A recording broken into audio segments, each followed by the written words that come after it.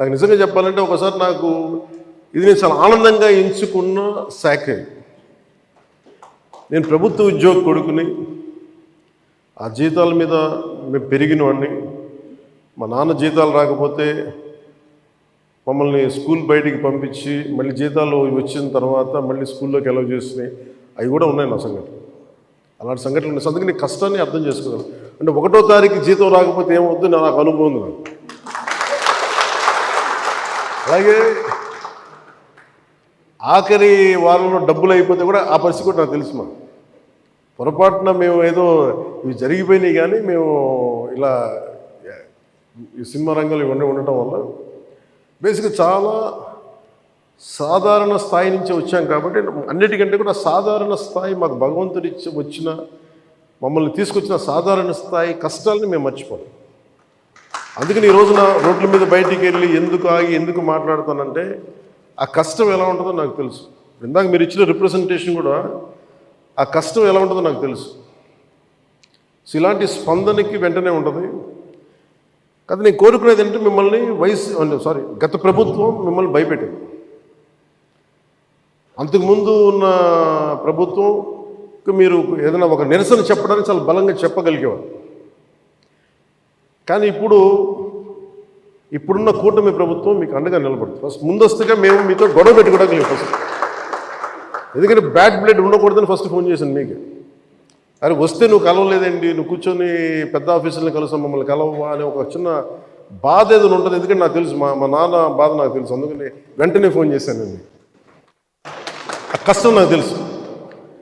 ఇంకా నేను మీకు ఒకసారి ఏమైపోతుంది, అందరూ ఒకేసారి వచ్చేస్తే నేను మాట్లాడలేని పరిస్థితులు తప్ప మీరు 1-on-1 కూర్చొని గ్రూప్గా కూర్చుంటే మటుకు నేను చాలా మీకు ఫస్ట్ వినే వ్యక్తిని. నేను విన్న తర్వాత పరిష్కార మార్గం వెతుకుతాం.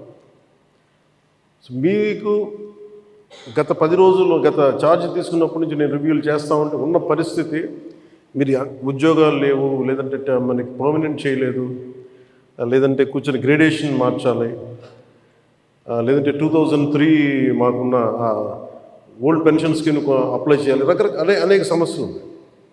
వీటన్నిటినీ చాలా క్షుణ్ణంగా మీ దగ్గరతో వింటారు. కాబట్టి వీటన్నిటికీ మించి మూలం ఆర్థిక మూలం. రాష్ట్ర విభజన జరిగినప్పటి నుంచి ఈరోజు దాకా ఆంధ్రప్రదేశ్ ఇంకా ఉణుకుతూనే ఉంది, ఆర్థికంగా నిలదొక్కుకోలేదు. మేము కూడా ఓటు చీలకూడదు, అందరూ కలిసి రావాలి. ఎందుకన్నామంటే అసలు ఆంధ్రప్రదేశ్కి ఒక బలమైన రాజకీయ వ్యవస్థ ఉంటేనే కింద ఉన్న మనకి పనిచేస్తున్న ఉద్యోగులందరికీ కూడా ఒక భద్రత ఉంది. ఇందాక మాట్లాడుతూ ఉంటే కూడా ఐఏఎస్ అధికారులతో వాళ్ళకు కూడా డిఏలు ఇవ్వలేని పరిస్థితి ప్రభుత్వం. ఒక 90,000 రూపాయలు వాళ్ళకి రావాల్సింది 4% ఇంక్రీజ్ వచ్చింది. మాకు అన్ని బకాయిలు తీసుకుంటే 90,000 ఇవ్వాలి, వదిలేశారు. ఇంక రావని చెప్పి వదిలేసాను ఐఏఎస్ అధికారులు చెప్తా ఉన్నాను. అంటే ప్రైవేట్ వీళ్ళందరూ ప్రాఫిట్ పొందుతూ ఉన్నారు. డబ్బు ఉంది, కానీ డబ్బుని వ్యక్తులు సొంతం చేసుకున్నారు. రాజకీయాల్లో కూర్చొని గత ప్రభుత్వం స్థాయి దాన్ని పెంచేసింది. అది మేము కరెక్ట్ చేయాలి. అందుకని మేము చాలా నిబద్ధతతోటి నిక్కచ్చిగా ఉండే వ్యక్తులు మేము కట్టుబడి ఉన్నాం. సో మీకు మేము మాట ఇచ్చేది కూడా ముందస్తుగా అసలు ఫస్ట్ ఆర్థిక పరంగా అసలు ఎలా ఉంది రాష్ట్రం, శ్వేతపత్రాలు రిలీజ్ అయిపోతుంది.